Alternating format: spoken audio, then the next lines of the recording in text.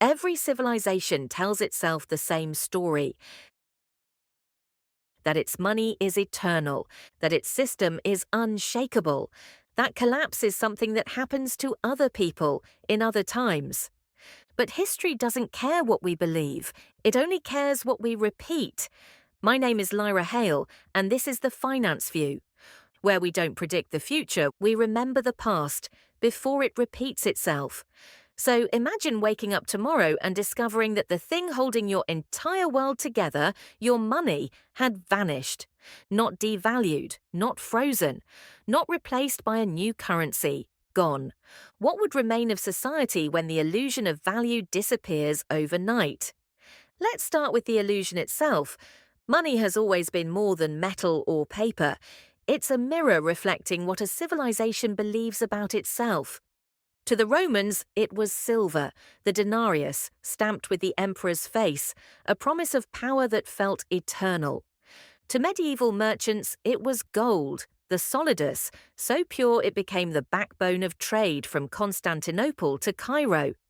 To us, it's digital, numbers flickering on screens, backed not by anything real, but by faith that someone somewhere will honor them tomorrow. That belief is the cornerstone of our world. And like all beliefs, it can vanish in an instant. And history shows us what happens when trust breaks. Let's take Germany, 1923. Hyperinflation turned life savings into wallpaper. Children played with bundles of marks because they were worth less than the toys they could buy. Pensioners starved on benches while bankers carried wages home in wheelbarrows. And yet, people survived. They bartered. They traded. They reinvented value when the old system collapsed.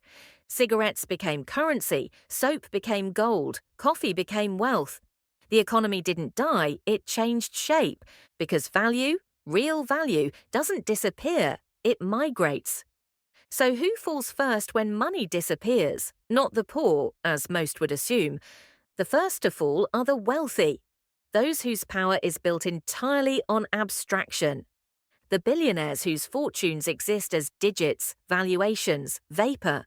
Because when belief collapses, so does their power. The farmer still eats, the carpenter still builds, the doctor still heals.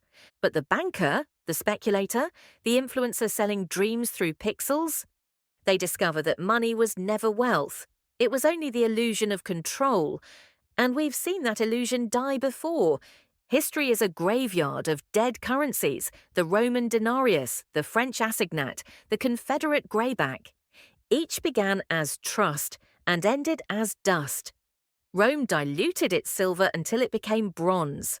France printed its promises until bread cost a fortune. The Confederacy inflated its paper until soldiers were paid in nothing. Every time the story repeats, governments dilute, trust decays, and people cling to paper until they realize it burns better than it buys. Those who survived weren't the richest. They were the ones who held what money could no longer buy: food, land, skill, and faith. So let's picture the day after collapse. The first hours would be chaos. Markets halted, banks locked, the internet choking under the weight of confusion. Supermarket shelves would empty, not because food vanished, but because trust did. And yet, within days, something strange would happen. Order would begin to return. Not the old order, but something smaller, rawer, human. Communities would reorganize around what still mattered. You'd see barter networks, local exchanges, farmers' collectives, a neighbor's bread traded for another's repair skills, a mechanic fixing a car for a sack of potatoes. It would look primitive, but it would be real. For the first time in centuries, value would return to things you can touch, grow, and build.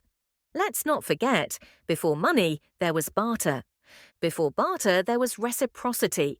For most of human history, value wasn't stored, it was shared. You helped your neighbor not for profit, but for survival. The invention of money made us efficient, but it also made us forget how to live without it. We built skyscrapers of credit on foundations of faith, and we called it progress. But faith in numbers, that's the most fragile faith of all. And today, our world is more fragile than any empire before it. Our wealth exists not in vaults, but in code. Our markets are algorithms trading with each other in microseconds. Our currencies can be conjured by a keystroke, and we call it stimulation. A blackout, a cyber attack, a simple loss of confidence. Anyone could pull the thread. If the system froze tomorrow, your bank balance wouldn't feed you. Your stocks wouldn't keep you warm. Your digital wallet wouldn't keep you alive. What would? Your community, your knowledge, your resilience.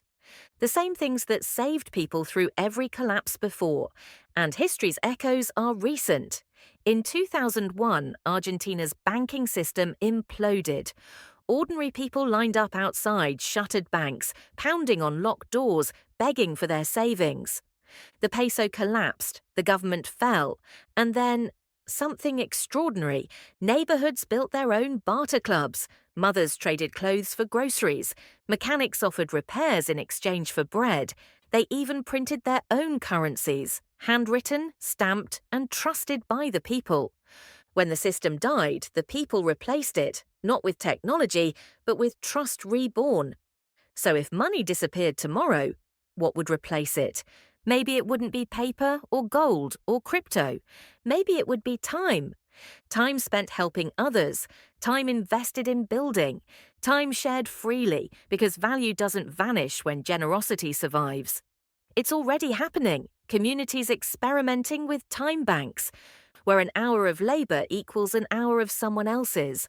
Small, fragile, idealistic. But then again, so was every empire when it began. And here's the final reckoning. Every civilization that thought its money was eternal died, saying the same words. This time is different. It never is. When the illusion fades, only substance remains. And the people who endure are those who see through the illusion first. Money isn't wealth, gold isn't security, numbers aren't meaning. Wealth is what remains when money is gone. It's the skill to create, the courage to adapt, the strength to rebuild when the paper burns. If money disappeared tomorrow, civilization wouldn't end. It would shed a skin, painfully, violently, but necessarily. And what would emerge might be something truer, smaller, more human. Because sometimes, to rebuild meaning, you first have to lose what was never real.